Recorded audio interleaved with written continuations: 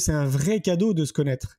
C'est le plus beau des cadeaux qu'on pourrait avoir. Et très souvent, quand on sort des études, on se connaît à peine. Il suffit d'observer les adultes à l'heure d'aujourd'hui. 80% de la population ne se connaît pas, quoi.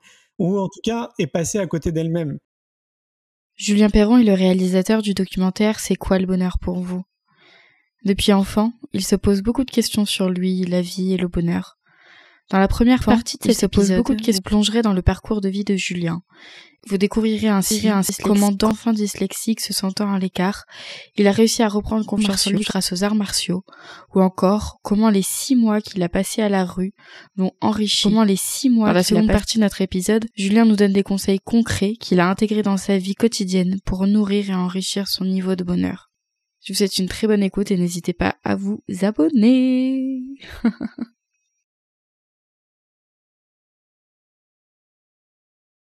Bonjour Julien. Bonjour Lily.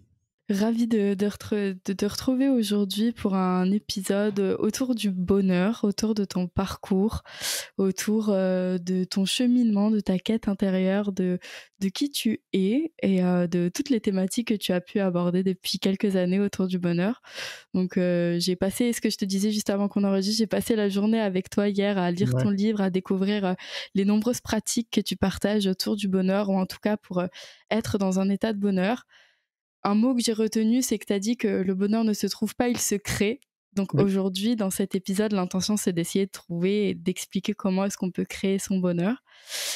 Et pour introduire cet épisode, moi, j'aimerais beaucoup parler donc de toi, ton parcours et ce qui t'a mené à toutes ces conclusions-là autour du bonheur. C'est de savoir qu'est-ce qui te rendait heureux quand tu étais enfant, et si à ce moment-là, tu avais une définition du bonheur quand tu étais enfant. C'est une bonne question. Eh bien, je suis pas sûr, enfant, d'avoir réfléchi à cette question.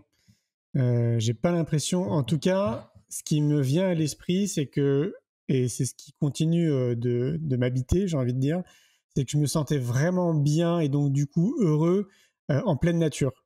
J'ai vraiment plein de souvenirs de mon enfance où, que ce soit en randonnée, dans une forêt, au bord de la mer, enfin peu importe le lieu où j'étais, mais en pleine nature.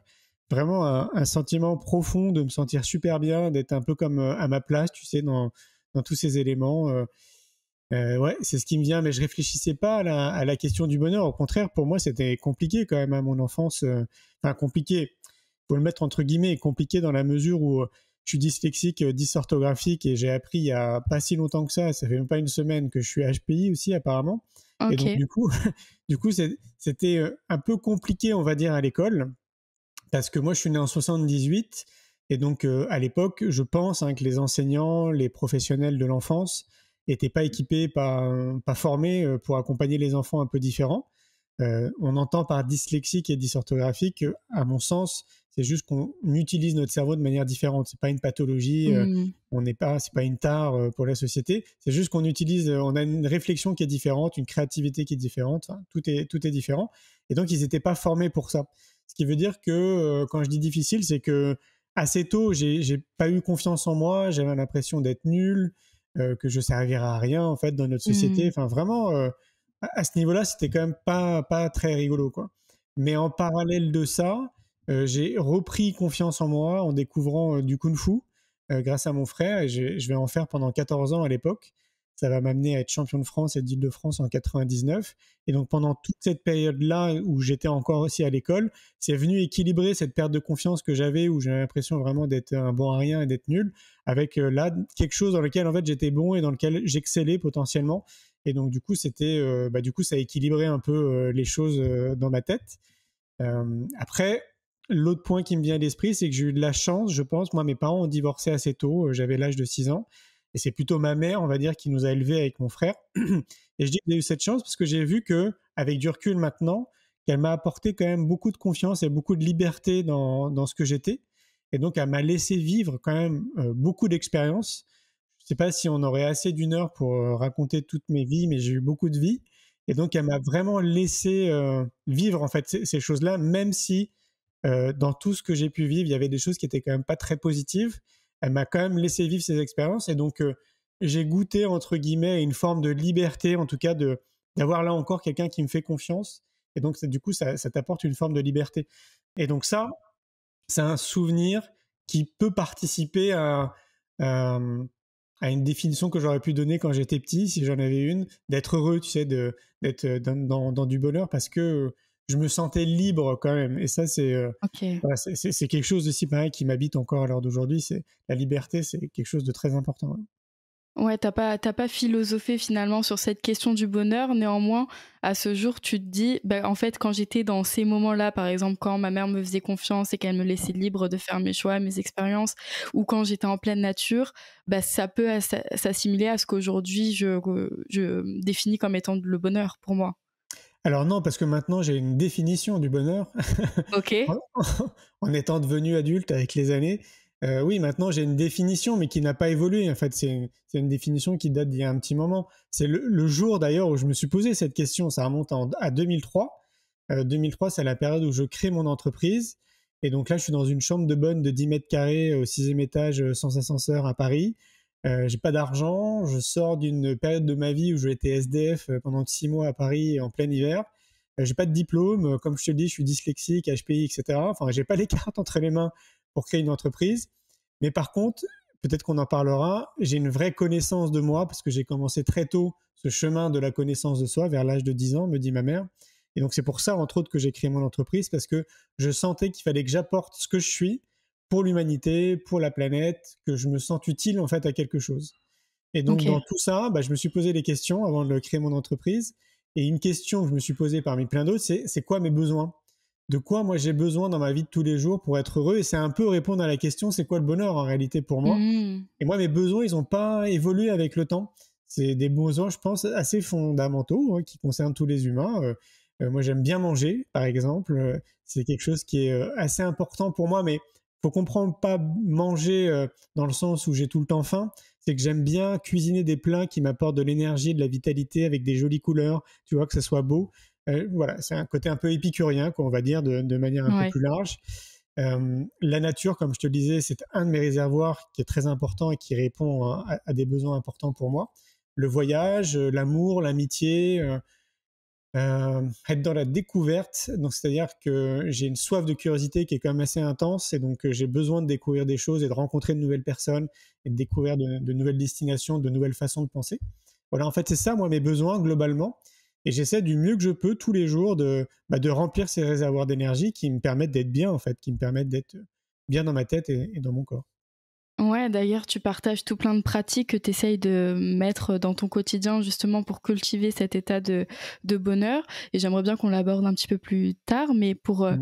reprendre un petit peu le fil chronologique de ta vie, donc tu nous expliques que bah, tu arrives dans une enfance où à la fois à l'école, bah, tu te dis c'est pas fait pour moi, je suis inutile, quelle est ma Ouais. place dans la société, Mm. bref, une perte de sens totale à ce niveau-là. Et à la Oui. fois le kung-fu qui vient rééquilibrer tout ça. Mm. Donc, à ce moment-là, quand l'école se finit, du coup, tu enclenches directement sur le kung-fu, c'est ça? Tu fais plus que ça ou ça se passe comment?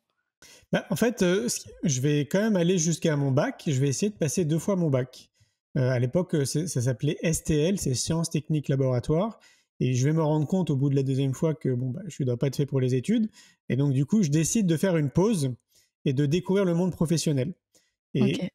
l'épisode qui m'a marqué de cette époque, c'est que le moment en fait, où, tu sais, où tu vois sur les papiers si tu as ton bac ou pas, à un moment donné, je ne sais pas si c'est le cas encore maintenant, mais nous, on était convoqués chez le directeur de l'époque qui faisait, je sais pas, une espèce de serment ou, bon, bref, qui racontait sa vie un peu.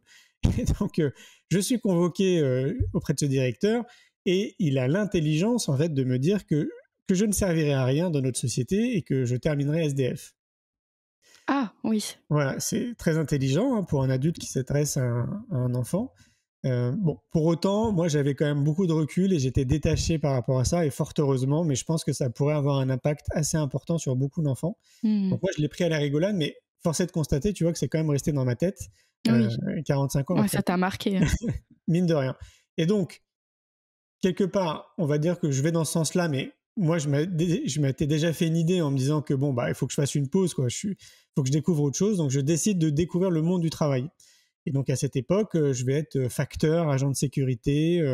Je vais garder des immeubles. Qu'est-ce que je vais faire? Je vais être barman aussi, serveur. Enfin, tu vois, je vais faire plein de petits jobs comme ça pendant 3 ans. parce que voilà, j'avais une soif de découverte et de me dire, bon, bah, c'est bien les études, mais peut-être que le monde du travail, finalement, ça me correspond plus que les études. Et là, en fait, bon, bah, de ce que je vais découvrir, parce que c'est quand même en tout cas, moi, c'était des métiers qui m'appelaient pas, je me sentais pas faire carrière dans ces métiers. Je suis rattrapé par la société, par un gros poids sociétal qui te fait comprendre que si tu n'as pas de diplôme, tu vas rater ta vie. Et donc, malgré le recul que j'ai, malgré le cheminement que j'ai déjà en termes de connaissance de moi, j'ai quand même ce poids sociétal qui est présent. Et donc, je me dis, bon, bah, qu'est-ce que je pourrais faire comme étude sans diplôme? Et à l'époque, on pouvait faire un BTS Action Commerciale sans diplôme. Et donc, Ok. je me décide de me lancer dans ce BTS. Et puis, ben, en fait, c'est pendant cette période-là où moi, je vais être SDF à Paris pendant 6 mois. Et donc, je ne vais pas avoir l'énergie ni les ressources mentales, j'ai envie de dire, pour m'occuper de mes études. Je vais plutôt concentré à essayer de trouver un toit, à manger, à me prendre une douche, Bah plutôt ouais. que suivre les études. Et Et donc, comment tu t'es retrouvé à la rue? Pourquoi? c'était un épisode un peu compliqué dans ma vie. En fait, moi, mes parents étaient gardiens d'immeubles. Et donc, alors, on habitait, pour la petite histoire, quand même, avenue Montaigne à Paris. C'est l'une des plus belles avenues du monde, de ce qu'on dit. Mais nous, on était dans une loge donc de gardiens et on vivait à 4 dans un 40 mètres carrés. Donc, c'est vraiment très petit. Voilà, mes parents divorcent, donc mon père quitte la loge. Et puis après, ma mère nous élève quoi, avec mon frère. Et puis, ben, le temps passe, les années passent. Et arrivé vers, je crois, 18-20 ans, un truc comme ça, elle tombe sur quelqu'un, on va dire un chéri. Qui assez rapidement, je vais dire à ma mère, écoute, moi ce mec, je ne le sens pas, fais attention. Mmh. Et un matin, je vais descendre pour aller prendre un petit déj chez ma mère. J'étais dans une chambre de bonne déjà aussi à l'époque. Et puis j'arrive chez moi et ce mec-là est en train d'étrangler ma mère. Et donc du coup, bah, je me précipite pour l'aider. Je me confronte avec lui, donc on se bat. Je pense que le kung-fu a dû participer à tout ça, mais je vais lui casser beaucoup de dents. Et, euh, et après, bah, il va fuir et tout, etc. Et en fait, on va se retrouver à être confronté au poste de police parce qu'il porte plainte contre moi parce que, bah, en fait, il a vraiment la mâchoire qui est explosée. Et donc, on va apprendre pendant cette confrontation que, en fait, il s'est évadé de l'hôpital Sainte-Anne, qui est un hôpital psychiatrique à Paris, et qui, en plus, il a fait de la falsification de chèques. Et donc, bon, bah, ça montre vraiment du doigt que je m'étais pas trompé et que ce mec était vraiment très bizarre. Qu'il avait un problème. Voilà. Et donc, à ce moment-là, il va nous menacer et nous dire qu'il va acheter une arme pour nous tuer. Et donc, bah, ma mère, elle a eu peur, forcément. Et donc, elle a décidé de quitter du jour au lendemain son poste de loge. Elle a fui, en fait, hein, tout simplement. Et c'est parce qu'elle a fui que moi, je me suis retrouvé notamment dans cette position. Parce que, bon, comprendre que j'avais le choix. Elle a été chez mon frère pour se réfugier. Mon frère venait juste d'avoir son premier enfant qui venait d'arriver, il avait quelques mois. Mmh. Et moi, j'avais pas envie de les embêter. Je me disais qu'il y avait déjà le poids de ma mère qui était, t'imagines, pas très bien psychologiquement, le poids de vivre dans un appartement quand même qui était pas grand avec toute cette situation. Et je voulais pas rajouter du poids à mon frère et à sa compagne. Je voulais embêter personne. J'aurais pu aller chez mon père, mais lui, il habitait très loin en banlieue. Et pour moi, c'était pas pensable. Donc, je leur ai dit, vous inquiétez pas pour moi, j'ai un côté débrouillard, de toute façon, je vais me débrouiller, quoi. Et donc, bah, effectivement, je me suis débrouillé et ça a été une très bonne expérience de vie. J'en tire plein de conclusions vraiment intéressantes et optimistes, en fait, sur ce que j'ai vécu. Et donc, c'est comme ça que, bah, de fil en aiguille, je suis là aujourd'hui à discuter avec toi. Ouais, et ça t'a appris quoi? Du coup, parce que finalement, donc t'avais un peu le choix. Si jamais vraiment tu te serais retrouvé dans une situation très critique, tu sais quand même que t'avais la possibilité d'aller à un Oui, endroit, ce qui devait être quand même sécurisant. oui, je pense. Oui. Je pense que oui, déjà, oui. Contrairement aux gens que j'ai côtoyés à ce moment-là, qui vivaient aussi la même expérience que moi pour des raisons diverses et variées, je voyais que déjà, ils étaient résignés. Donc, tu sais, ils avaient plus la lumière dans les yeux qui brille. Ils étaient vraiment résignés. Beaucoup n'avaient plus d'attache, effectivement. Donc, peu importe ce que c'est, familial, amical, etc. Donc ça, je pense que c'est un point qui est important. Et le troisième, j'ai envie de dire, c'est que moi, j'étais déjà dans une discipline de vie. Donc, malgré cette situation, je prenais du temps pour moi tous les jours pour être bien, en fait, pour être bien dans mon corps, pour être bien dans ma tête. Et je crois que ça a renforcé, parce que je suis de nature optimiste, mais ça a renforcé davantage ma nature optimiste. Et donc, ça a renforcé aussi davantage le regard que je pouvais poser, entre autres sur la situation que je vivais, mais plus globalement sur la société, de manière très large. parce que pendant cette période-là, je remettais aussi en question beaucoup de choses, le conditionnement en fait de notre société, hein, tout simplement. Et donc j'étais aussi dans une phase où je conscientisais, et ça peut être que mon point de vue, hein, qu'on nous met sur des rails et qu'on nous dit surtout ne sortez pas des sentiers battus, restez bien sur les rails. Et moi, je voyais que énergétiquement, ça me correspondait pas. Je ne pouvais pas en fait faire comme tout le monde, être comme un mouton, on va dire. Je sentais que c'était pas du tout ma voie, que j'étais prédestiné à autre chose, quoi. Et donc voilà, donc du coup, comme t'as pas les réponses à l'école, moi j'ai trouvé ces réponses-là dans des lectures de l'époque. Donc j'habitais Paris, donc j'allais à la bibliothèque François Mitterrand, c'est une très grande bibliothèque pour aller trouver des livres en fait qui pouvaient répondre à mes questions. Alors mes questionnements c'était politique, économique, bancaire, sociétal, environnemental. Enfin je sentais en fait qu'il y avait quelque chose qui tournait pas rond, mais on m'apportait pas les réponses. Donc j'ai découvert beaucoup de choses, bien évidemment. Je me suis forgé ma propre opinion et donc mon propre mindset en fait, mon regard sur la société. Et donc de ce que je vivais aussi, de la situation que je vivais, j'avais un regard aussi qui était le mien. Et je savais dans mon fort intérieur que j'allais m'en sortir, que j'allais trouver qu'à un moment donné, je trouverais une solution pour sortir de ce passage qui était juste un passage en réalité, quoi.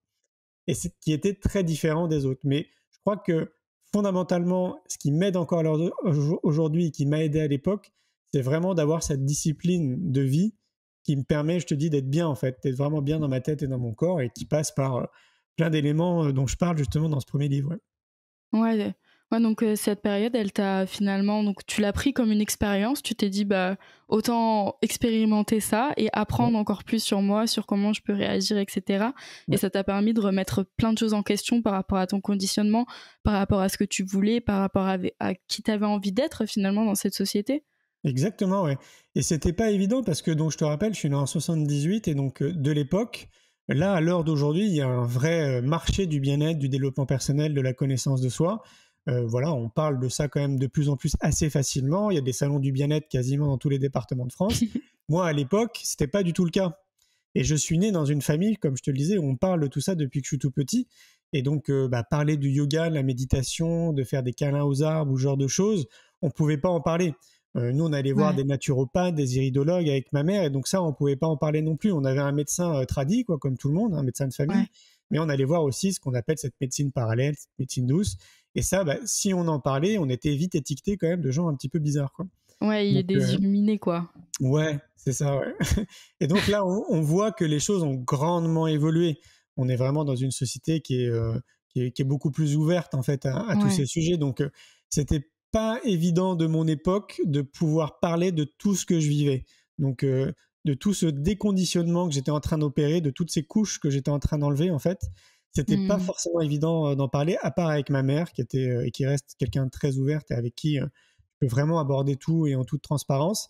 Mais voilà, des fois j'essayais, tu sais, avec mes potes, quoi, de semer des graines, mais je voyais bien qu'il y avait un décalage, parce que moi j'étais tellement, mais extrêmement convaincu de tout ce que je découvrais, que tu as forcément envie de le partager autour de toi, parce que tu sens en fait que mais ouais, mais c'est clair en fait, c'est ça, quoi.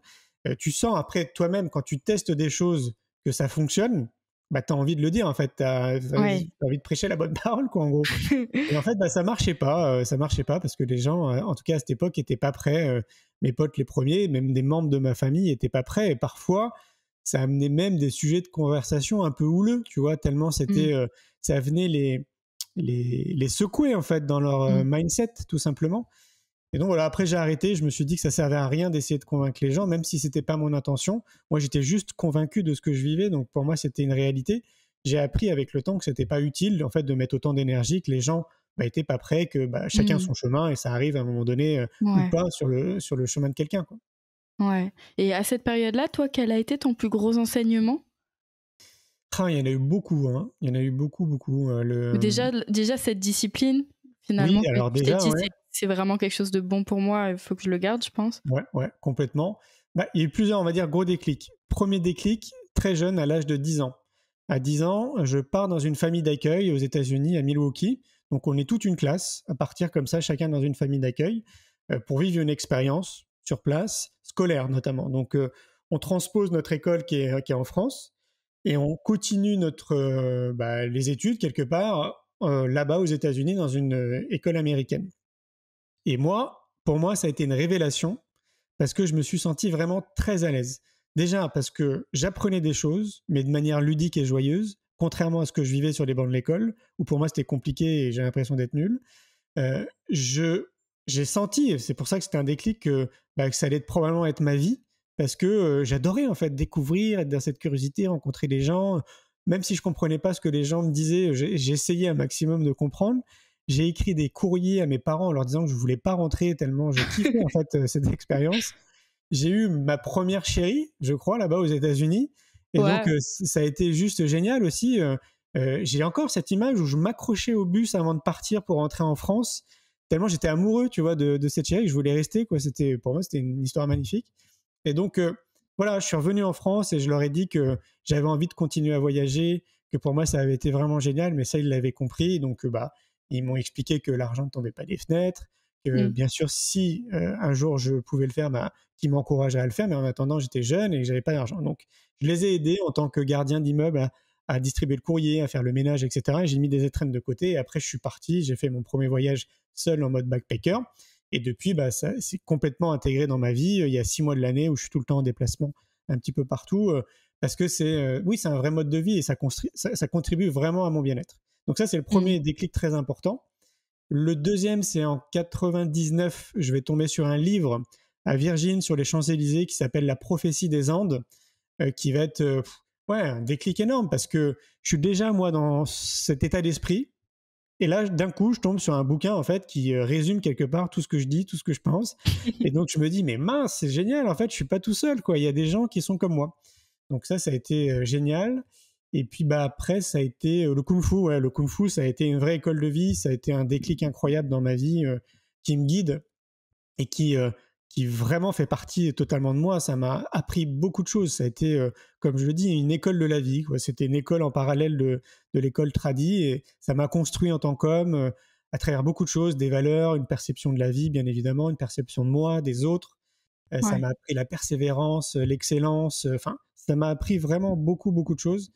Et c'est ça qui, peut-être, sont vraiment les 3 points très importants dans ma vie et qui font que ce que je suis, entre autres, aujourd'hui. Ouais. Ouais. Ouais. Ouais, et par rapport au kung-fu, de ce que je sais, c'est vraiment une discipline qui vient travailler à la fois l'extérieur et l'intérieur. Donc Oui, déjà, ça te permettait de développer, on va dire, une relation avec ton monde intérieur. carrément. Et sans le savoir, parce qu'en fait, notre maître de l'époque, j'allais dire, ne nous l'a pas vendu comme ça. Il nous a pas trop parlé du lien entre l'esprit et le corps, mais c'est au fur et à mesure de la pratique que personnellement, je l'ai découvert. Et après, je me suis intéressé aussi à la philosophie, alors plus globale des arts martiaux, mais aussi bien évidemment du kung-fu, parce que c'est une vraie philosophie de vie quand même avant tout. Les arts martiaux, c'est pas l'idée d'aller défoncer tout le monde dans la rue, c'est avant tout déjà de savoir se défendre s'il se passe quelque chose. Et bien au contraire, avant de vouloir se défendre, on va déjà essayer de négocier pour pas qu'il y ait justement une confrontation physique. Et donc oui, ça m'a amené une perception, là encore, une perception de la vie très, très différente. Mais cette connexion entre le corps et l'esprit, ça, c'était pas forcément mis en avant par notre maître, qui était plutôt dans la rigueur. Pour lui, on était Mm. plutôt dans le côté corps, en fait, dans le côté très terrestre, très ancré. Et il nous a, pour moi, c'est le meilleur maître du monde qu'on a eu. Ouais, en tout cas, t'as énormément appris. Oui, vraiment, ouais. Et j'ai eu cette chance il n'y a pas longtemps, ça remonte peut-être à 2, 3 ans. C'est génial, ça, c'est des choses qui font partie de ma vie. Moi, j'appelle ça écouter son intuition. Je suis à Paris pour le boulot. Et puis, à un moment donné, je sais pas, je suis en train de me balader pas très loin des quais, donc pas très loin de Bir Hakeim. Je sais pas si tu connais Bir Hakeim à Paris. Bon, bref.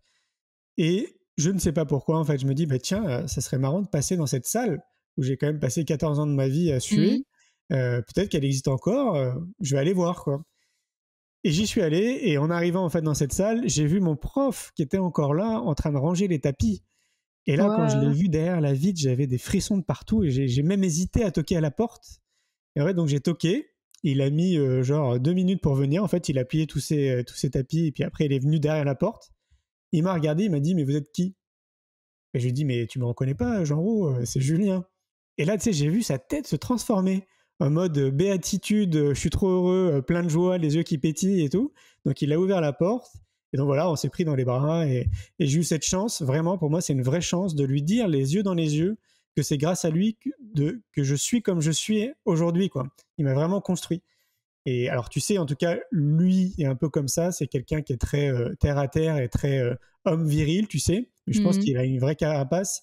Et donc, dans ces moments-là, il joue un peu le bonhomme, tu vois, en me disant allez, arrête, tu vas me faire rougir. mais je voyais bien, en fait, qu'il y avait des émotions. Donc, il était vraiment... touché. Ouais, qu'il était touché. J'étais vraiment très content de ça parce qu'il m'a expliqué qu'il allait arrêter. Là, il a 65 ans. Et que quelques années après, donc là, je pense qu'il a arrêté, qu'il arrêterait après 40 ans de carrière, quoi. Ok. Ouais, donc ça a été ton maître. C'est super beau comme histoire. Ouais. Et donc pour revenir là où on en était, donc tu nous expliquais que donc tu décides de reprendre tes études en action commerciale. Ouais. Et est-ce que ça marche? Ça donne quoi, cette décision? Ça donne rien du tout parce que, comme je te le disais, j'étais dans cette période où j'étais SDF. Ouais. Et donc, je vais pas réussir à avoir ce diplôme. Mais par contre, toujours un côté positif, c'est que comme tu es en alternance et que tu es dans une entreprise, je vais découvrir naturellement quelques-uns de mes dons. Tu sais, je pense qu'on est tous très bons naturellement dans certaines choses. Et moi, je me dis que ça serait bien que l'école puisse révéler ça très rapidement chez nous, ce qui n'est pas le cas encore à l'heure d'aujourd'hui. Donc, je vois en fait que je suis bon, notamment pour fédérer les gens autour de moi, que j'ai une facilité à communiquer. Et puis après, ça se matérialise parce que même si je suis en alternance dans cette entreprise, je vois que le chiffre d'affaires que j'apporte dans cette entreprise est important. Et au fur et à mesure des années, je vois que mon patron de l'époque s'achète une grosse voiture, après un bateau, après qu'on commence à déménager, à aller dans un gros appartement. Et je vois bien que c'est en grande partie, pas que bien évidemment, en grande partie par rapport à ce que je fais. Et donc c'est là où je te dis, où je découvre que j'ai des talents, parce que pour moi, je fais pas d'efforts, je fais juste être ce que je suis, tout simplement. Ouais. Et mine de rien, ça a été quand même une grande découverte parce que c'est entre autres ce qui m'a amené plus tard à créer mon entreprise parce que je me suis appuyé sur ces dons. Je me suis dit, voilà, en fait, visiblement, je suis bon pour ça. Comment je peux m'appuyer là-dessus pour impacter le monde positivement? Donc, ça a été le côté positif de mon expérience en BTS Action Commerciale. Okay. C'est de me révéler, en fait, tu vois, qui je suis, en fait, tout simplement, quoi. Oui, au final, l'obtention de ce BTS ou pas, même si ça change pas grand-chose, au final, dans la suite de ton parcours. Exactement, parce qu'à l'heure d'aujourd'hui, j'ai pas de diplôme, j'ai même pas le BEPC, mais par contre, et c'est là où moi je continue encore à semer des graines et je continuerai encore des années, c'est que c'est un vrai cadeau de se connaître. C'est le plus beau des cadeaux qu'on pourrait avoir. Et j'ai vraiment l'impression que dans notre système, et peu importe d'ailleurs le pays dans lequel on se trouve, c'est pas vraiment la direction qu'on prend. Il y a très très peu de savoir-être et de connaissance de soi, et très souvent quand on sort des études, on se connaît à peine. Il suffit d'observer les adultes à l'heure d'aujourd'hui. 80% de la population ne se connaît pas, quoi. Ou en tout cas, est passée à côté d'elle-même. Et je te dis, moi, je vois toute la chance que j'ai, parce que je ne pourrais pas faire ce que je fais depuis une vingtaine d'années si j'avais pas eu toutes ces notions-là très tôt dans ma vie. Et donc, c'est pour ça que voilà, je continuerai jusqu'à 112 ans à semer des graines pour accélérer les prises de conscience. C'est vrai, t'as dit je vivrai jusqu'à 112 ans. Mais d'ailleurs, c'est super intéressant parce que tu parles de connaissance de soi et ce que tu partages dans ton parcours, c'est que toi, c'est le voyage qui t'a beaucoup aidé à apprendre à te connaître. Oui, entre autres. Oui, bien sûr. Oui, parce que, alors pour moi, il y a plusieurs formes de voyage et il faudrait faire une petite parenthèse autour de ça. Ouais. Déjà, dans un premier temps, le voyage, dans la tête de beaucoup de personnes, c'est partir à l'autre bout du monde. Pour moi, le voyage, c'est tu quittes ton lieu de résidence pendant au moins 24 heures, c'est-à-dire que tu dors une nuit quelque part et après tu reviens chez toi. Ça, pour moi, c'est un voyage. Je te donne un exemple. Ici, moi, à Montpellier, ça m'arrive de temps en temps d'avoir et pourtant c'est calme et doux ici, mais d'avoir une espèce de trop-plein, tu sais, d'énergie sonore, lumineuse, pollution en fait, pollution sonore, lumineuse, etc. Trop de bruit, trop de monde, c'est une ville, quoi, c'est une métropole. Ouais. Et des fois, je sens ce besoin de partir, de m'extraire de là. Et donc, ce que je fais, c'est que je vais à 45 minutes d'ici, donc je loue une voiture, je vais à 45 minutes d'ici, je fais une randonnée qui dure à peu près 1h30, 2 heures, et ça m'amène sur un mont qui surplombe un lac qui s'appelle le lac du Salagou, qui est magnifique. On a des levées et des couchers de soleil là-bas qui sont splendides. Et donc, je reste une nuit là-bas, c'est-à-dire que je bivouaque sur place, et après, le lendemain, je reviens sur Montpellier. Quand je reviens, systématiquement, j'ai l'impression que je suis parti une semaine, tellement le bien que ça m'apporte. C'est vraiment assez dingue. Et ça me faisait pareil quand j'étais à Paris, mais je le faisais de manière très différente. Donc, pour moi, déjà, il faut bien isoler le voyage. C'est vraiment ça. C'est pouvoir s'extraire et revenir, ne serait-ce que déjà une nuit. Après, dans le voyage, il y a plusieurs formes de voyage. Et moi, le voyage que je préfère, c'est de voyager seul.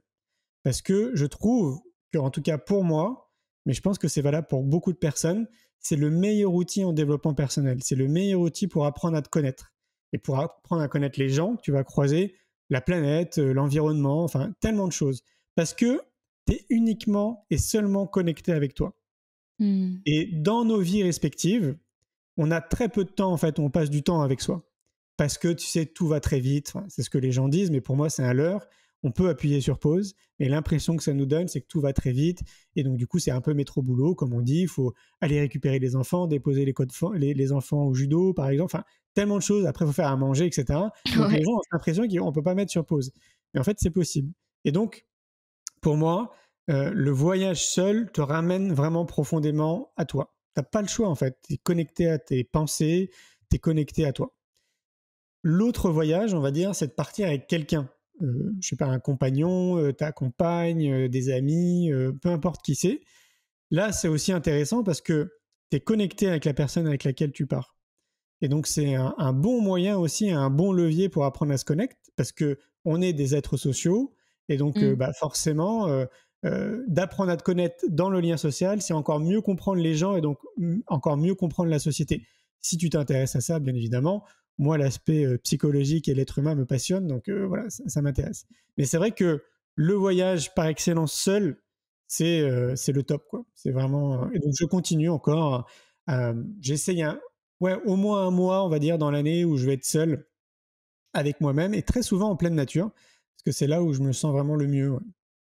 Ouais, donc pour toi, c'est vraiment ça qui peut aider. Par exemple, des personnes qui savent pas trop où elles en sont, Ouais. qu'elles se sentent un petit peu perdues, bah, tu leur dirais, mais pars, mais même un week-end, donc un week-end, mais Par dans un exemple, endroit où t'as pas l'habitude, où, voilà, où tu peux être tout seul, où tu peux te confronter à toi-même et tu verras, t'apprendras des choses, c'est sûr. tout à fait. Alors, mais là, je suis quasiment sûr de ne pas me tromper. Tout le monde qui vit ces expériences, tout le monde dit la même chose. Avant de prendre le micro avec toi, j'ai interviewé quelqu'un et on parlait aussi de ça. Elle disait aussi la même chose. Ce matin, j'ai reçu un mail aussi de quelqu'un parce que j'ai envoyé une newsletter où je parlais que je vais faire le GR20 là dans quelques jours, tu sais, en Corse. Ouais. Et donc voilà, j'en parle dans cette newsletter en rappelant que le mouvement c'est important, de sortir de sa zone de confort c'est important. Pour moi, faire le GR20, même si j'adore la randonnée, je sors clairement de ma zone de confort parce que c'est l'une des randonnées les plus dures d'Europe.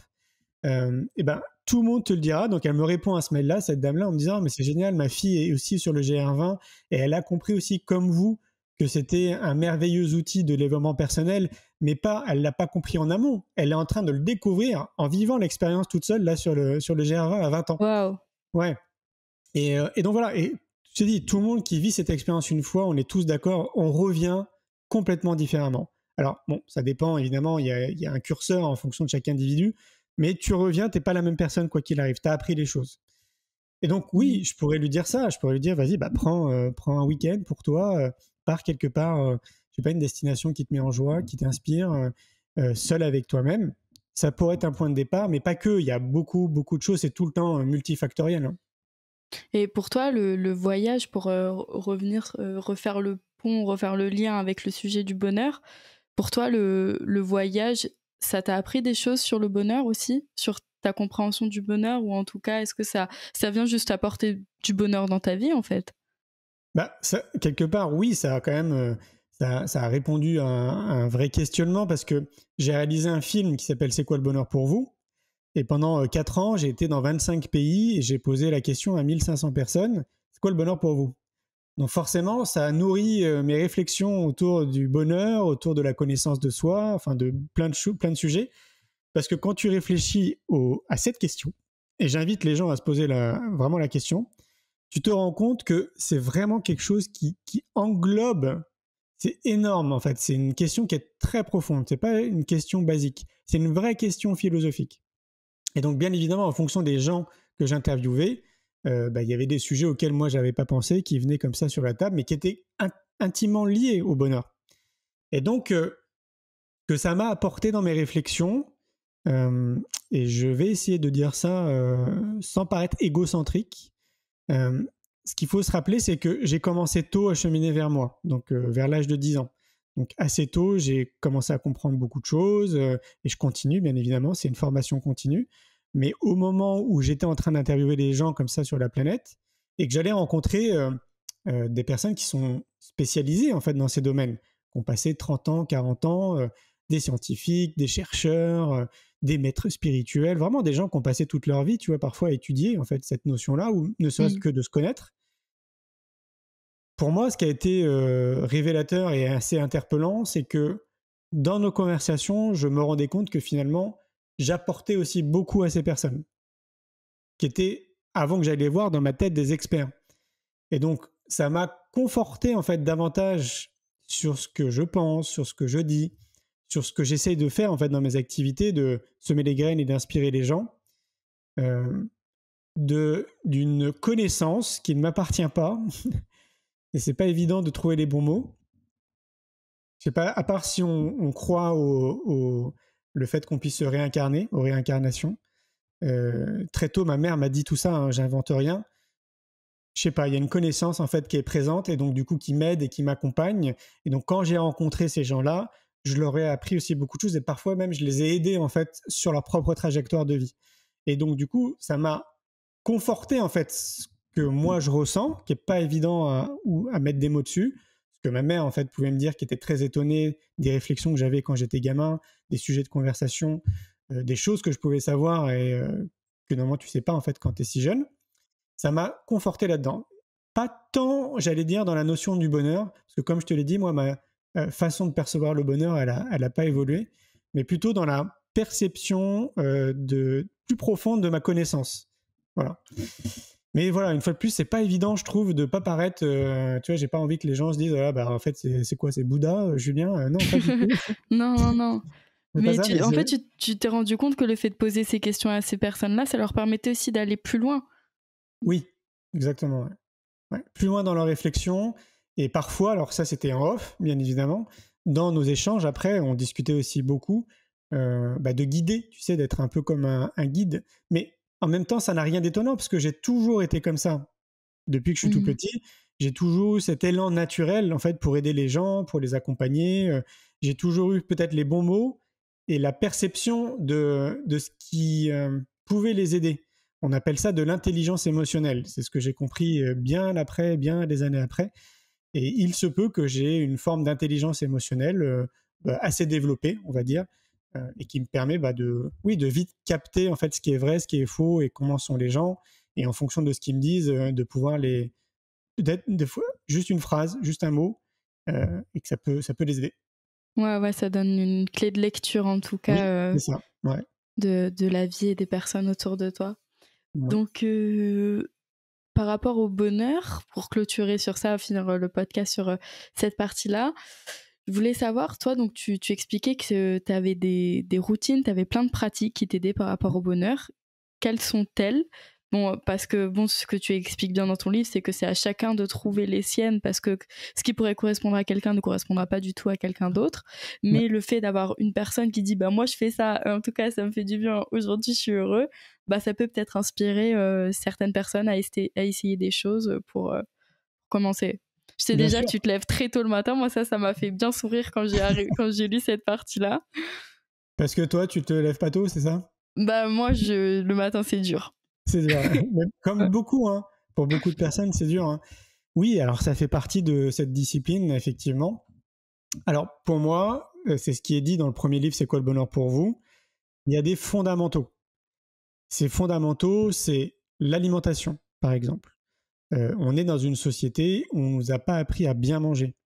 Bien manger, c'est avoir des aliments qui nous apportent de l'énergie et de la vitalité. Qui va m'apporter de l'énergie et de la vitalité ne va pas forcément t'en apporter.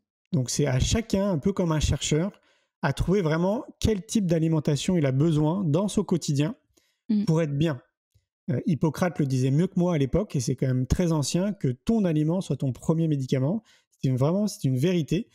Et c'est ça qui est un peu compliqué sur ce sujet de l'alimentation, c'est que comme on ne nous a pas appris à bien manger et qu'on mange globalement du produit marketing, rempli de sucre, rempli de sel et plein de choses qui ne sont pas forcément bonnes pour notre santé, c'est pas évident en fait, une fois de plus, d'enlever toutes ces couches et de se reconditionner sur je vais me remettre à cuisiner, je vais prendre du temps pour cuisiner, je vais mettre de la couleur dans ce que je fais, je vais mettre de l'amour dans ce que je fais, je vais aller choisir spécifiquement mes aliments que je vais cuisiner avec beaucoup d'amour, etc. Ouais, tout ça, en fait, voilà, on ne nous l'a pas appris. Et on nous dit, donc certaines études disent que pour un citoyen lambda, il faut entre 4 et 7 ans pour changer son alimentation pour quelqu'un de motivé, tellement c'est un parcours qui n'est pas évident parce qu'on est ultra conditionné dans cette société de consommation. Donc déjà, ça c'est un point fondamental, c'est revenir à une alimentation qui nous amène de l'énergie et de la vitalité. Deuxième point, c'est de remettre du mouvement dans sa vie. On est dans des sociétés qui nous ont sédentarisés. Il suffit vraiment d'observer, la plupart d'entre nous, on est derrière des ordis, on rentre dans une voiture ou sur un scooter ou une moto, on s'assoit, on rentre chez soi, on s'assoit. Enfin, on est tout le temps assis globalement et donc il n'y a quasiment plus de mouvement dans notre vie. Alors que quand tu remontes vraiment loin en arrière, on était des nomades. Ça fait vraiment partie en fait de notre état en tant qu'être humain d'être dans le mouvement. Donc remettre du mouvement, pour moi, c'est notamment avoir une activité sportive régulière. Donc c'est n'importe quoi. C'est à chacun en fait de trouver là encore ce qui est bon pour lui. Moi, j'adore le vélo, par exemple, mais pour certains, ça va être de la marche à pied, tout simplement, ou de la natation. Peu importe ce que c'est, mais de remettre du mouvement. Ça peut être, je vais aller à pied sur mon lieu de travail plutôt que de prendre la voiture ou mon scooter ou les métros, tu vois. Donc, remettre du mouvement dans sa vie, c'est fondamental. Il y a plein d'études scientifiques qui montrent vraiment que c'est hyper important. D'aller le plus souvent possible dans la nature. Donc, moi, je rappelle, j'ai habité à Paris, donc c'est quand même la plus grande ville en France. On peut se dire, mais comment on fait pour avoir un bout de nature? Donc, il y a des parcs déjà, dans un premier temps. Moi, je n'allais pas dans les parcs parce que je trouve que les parcs à Paris ne sont pas bien entretenus et donc ça ne me donnait pas envie. Donc, je faisais un effort, on va dire, parce que souvent, quand même, quand on décide de prendre soin de soi, il faut faire des efforts. Je faisais du vélo, donc 1 heure à 1 heure et demie de bike pour aller au bois de Boulogne, où là, il y a une forêt. Pour aller me poser tout simplement auprès d'un arbre que j'avais identifié, dans lequel je me sentais bien. Et à l'époque, je ne me rendais pas compte, mais en réalité, je pratiquais de la méditation, tout simplement. Donc, se rapprocher de la nature, là encore, il y a énormément d'études scientifiques qui montrent tous les bienfaits pour notre cerveau, pour l'ensemble de nos cellules, en fait, pour notre corps. Donc, ce n'est pas juste des mots magiques, ce que je dis, c'est pour ceux qui sont un peu cartésiens, voilà, il y a plein d'études. Et si on est en ville, ça peut être donc un parc, ça peut être une forêt comme je le faisais à 1 heure de vélo par exemple, et en fonction de là où on est, peut-être qu'il y a la montagne qui n'est pas très loin, peut-être qu'il y a la mer, un lac, enfin, peu importe ce que c'est, un élément naturel. Pratiquer des exercices de relaxation le plus souvent possible aussi.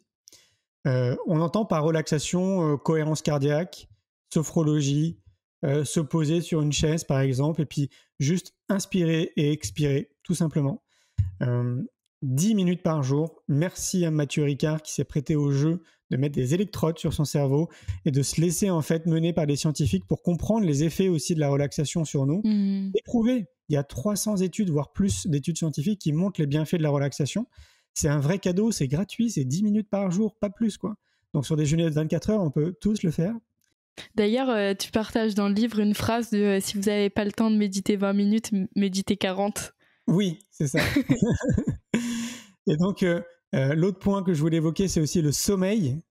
Ouais. Le sommeil, c'est un point qui est important parce que, toujours pareil, on n'est pas habitué à s'écouter, à écouter nos cycles de sommeil et vraiment ce dont on a besoin, parce qu'on est tous différents là encore, ce dont on a besoin pour être vraiment en pleine forme au réveil le matin. Et donc, ça inclut beaucoup de choses, bien évidemment, de s'analyser, de savoir déjà de combien d'heures de sommeil on a besoin, du mieux qu'on peut d'essayer de se coucher tôt, alors que je sais très bien qu'on est dans une culture du coucher tard, parce que sinon on a l'impression de ne pas avoir de vie. Mais si tu dois te réveiller tôt le lendemain pour aller travailler, que tu t'es couché tard, tu vas être fatigué, forcément. C'est de manger le soir avant de se coucher plutôt des plats qui sont légers et qui vont nous permettre d'avoir une digestion assez légère, donc qui vont favoriser l'endormissement. Enfin, c'est toute une hygiène de vie, bien évidemment, à remettre en place. Donc là encore, à se déconditionner et se reconditionner. Mais pareil, il y a beaucoup d'études sur le sommeil, j'invente rien, qui montrent vraiment l'impact positif que ça peut avoir sur nous à tous les niveaux d'avoir des bons cycles de sommeil. Et le dernier point qui me vient à l'esprit, c'est le voyage dont on a parlé.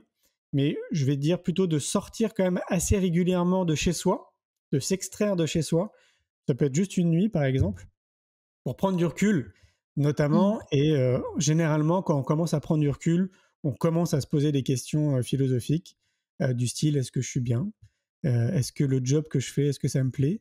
Mmh. Si je suis avec quelqu'un dans ma vie, est-ce que je suis vraiment heureux d'être avec cette personne? Si je suis marié, est-ce que vraiment j'ai fait un bon choix d'être marié? Si j'ai des enfants, est-ce que je suis vraiment heureux en tant Est-ce que que je les mère? garde? Ouais, est-ce que je les donne pas?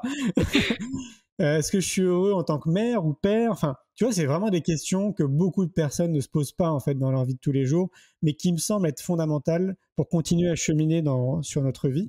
Et donc voilà, pouvoir s'extraire quand même ça assez régulièrement dans l'année, c'est vraiment important. Ce dont je viens de citer, moi, c'est vraiment c'est appliqué dans mon quotidien. Mmh. Comme je me brosse les dents ou quand je mange, par exemple, c'est devenu une vraie habitude de vie et qui correspond vraiment à tous les êtres humains, en fait. Le sport, le sommeil, la nature, les exercices de relaxation, tout ça, ça nous englobe tous.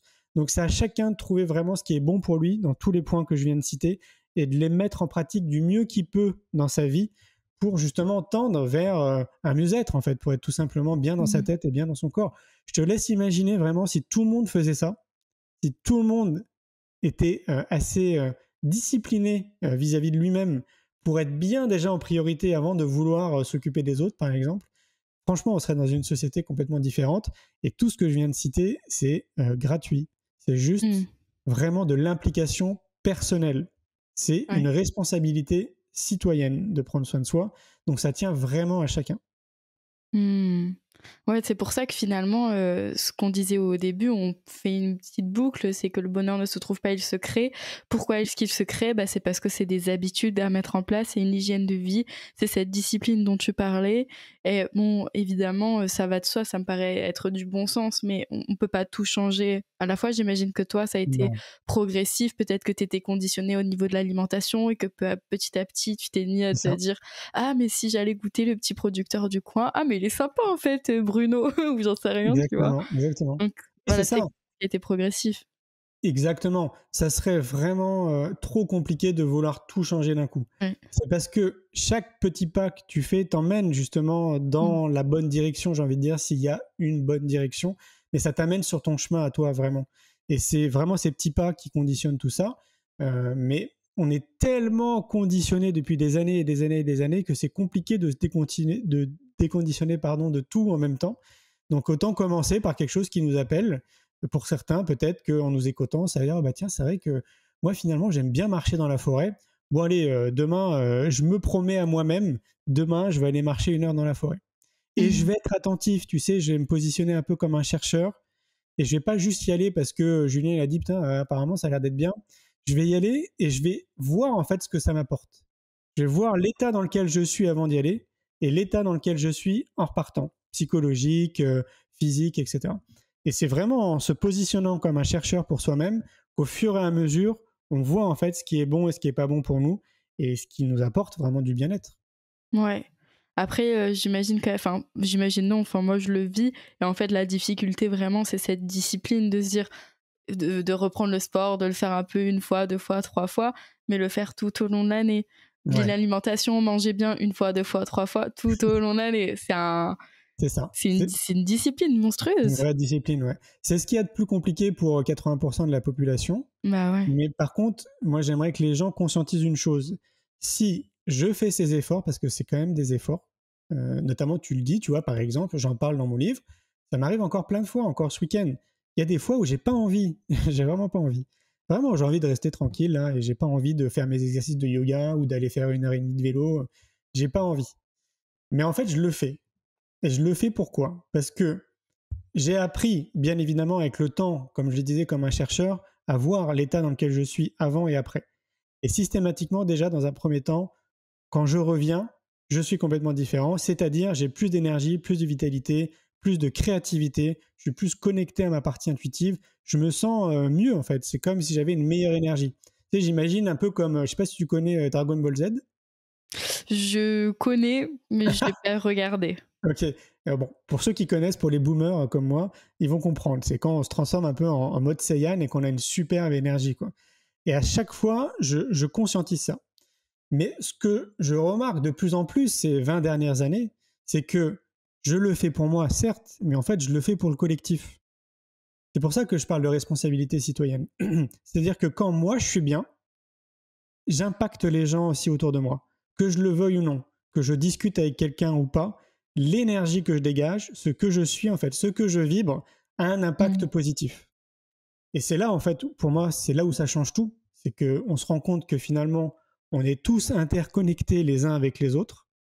Pour moi, ce petit fil que je te montre à l'écran, pour moi, c'est un fil d'amour en fait qui nous relie les uns avec les autres. Et donc, une fois de plus, quand je prends soin de moi, je prends soin en fait de mes camarades et de toute la planète en réalité, quoi.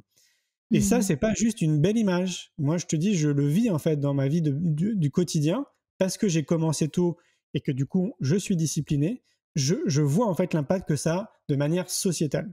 C'est pour ça que j'aimerais tant que les gens conscientisent ça et que les gens passent à l'action chacun de leur côté parce qu'on serait dans une société complètement différente.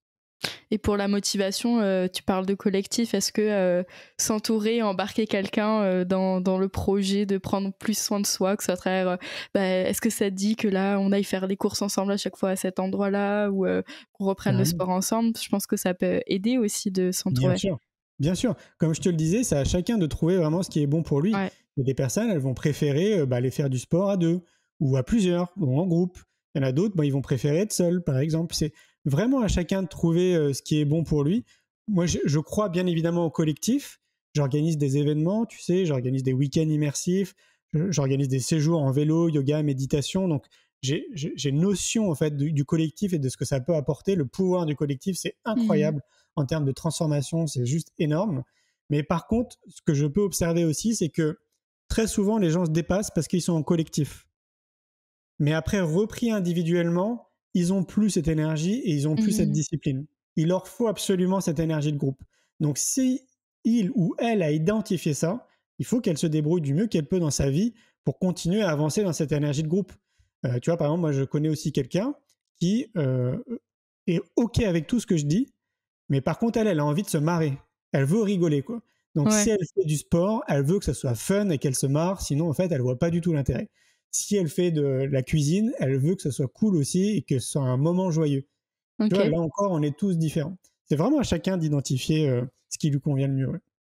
Ouais, ça, ce qui le motive en tout cas à y aller. C'est ça, exactement. Et surtout, de continuer, de persévérer et de rien lâcher. Trop bien. C'est des jolis mots pour la fin. Il y a quand même 3 questions que j'aimerais te poser pour clôturer. La première, c'est finalement, c'est quoi le bonheur pour toi? Alors, le bonheur pour moi, on l'a dit pendant notre échange, c'est connecté à cette question que je me suis posée à l'époque quand je créais mon entreprise de quels sont les besoins en réalité pour moi.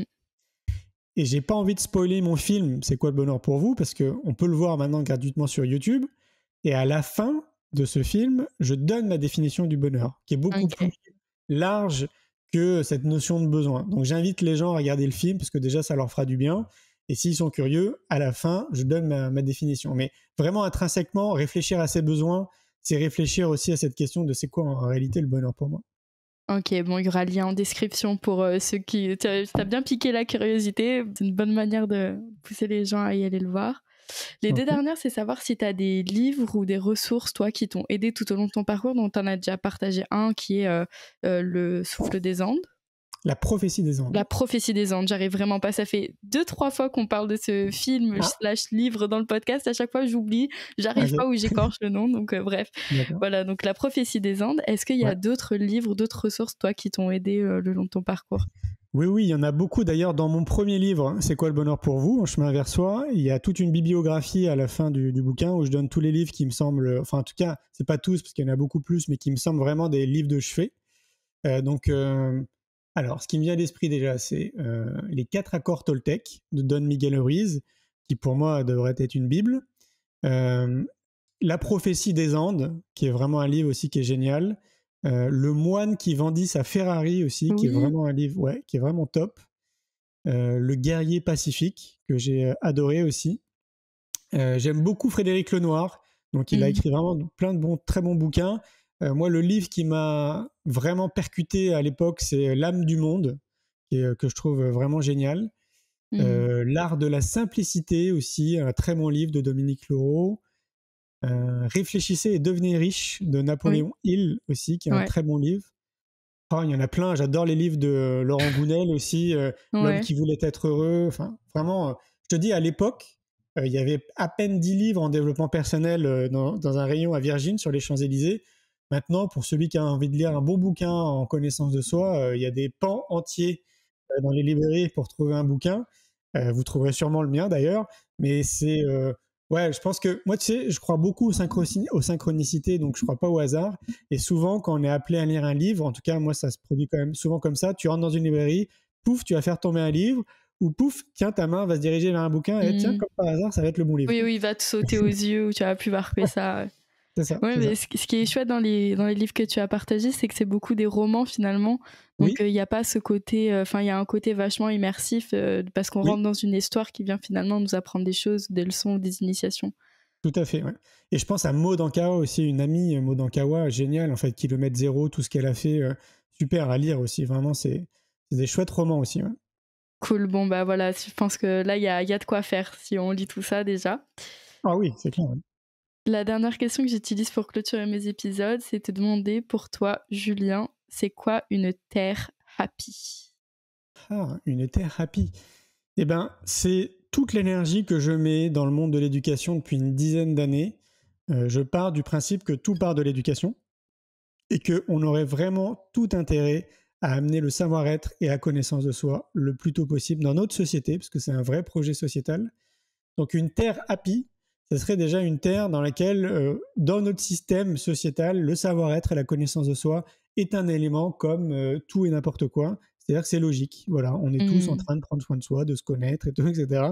C'est vraiment quelque chose qui est tout à fait normal. Et ça serait même étonnant dans cette thérapie qu'on soit avec quelqu'un qui soit pas sur le chemin, par exemple. On dirait, waouh, mais en fait, tu viens d'où, quoi? Tu vois, ça, pour moi, ça serait génial parce que comme je le vis et comme je le vois, parce que je me suis créé un microcosme de gens qui sont comme moi, je vois l'impact en fait qu'on peut avoir positivement dans notre société. Et puis surtout, en fait, de vivre la vie que tu rêves, tout simplement. Moi, je me suis créé ma vie de rêve. Bah, ça n'a pas de prix, en fait, tout ça. Donc, dans cette thérapie, ça serait comme ça. Et puis, il n'y aurait pas d'argent.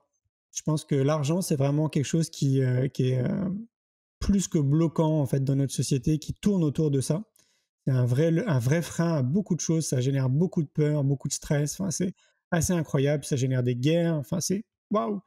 C'est juste dingue. Donc, dans cette thérapie qui est peut-être utopique, pour moi, il n'y aurait pas d'argent. Ouais.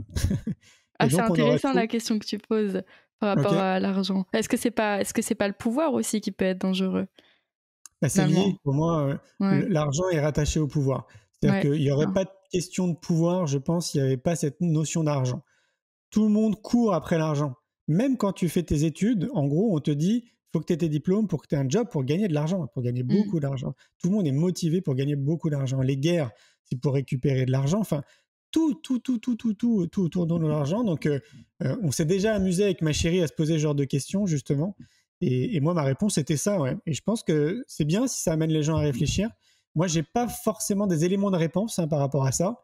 Si tu poses une question ouverte. Ouais. Si on supprimait l'argent, j'ai pas trop d'idées de comment ça pourrait se passer, mis à part le troc. Parce que tu vois, je me dis, bah, on serait tous bons dans quelque chose, donc on participerait tous à cette planète, tout simplement, par système de troc. C'est ce qui me paraîtrait le plus logique. Je ne sais pas si c'est applicable, mais en tout cas, je crois que ça enlèverait un gros poids dans notre société et sur les épaules des êtres humains. Ouais. Donc, ce serait peut-être ça ma thérapie. Ouais. Ok, super. Bah, merci beaucoup, Julien, c'était un plaisir. Merci. Merci à toi, avec joie. Au revoir. Au revoir.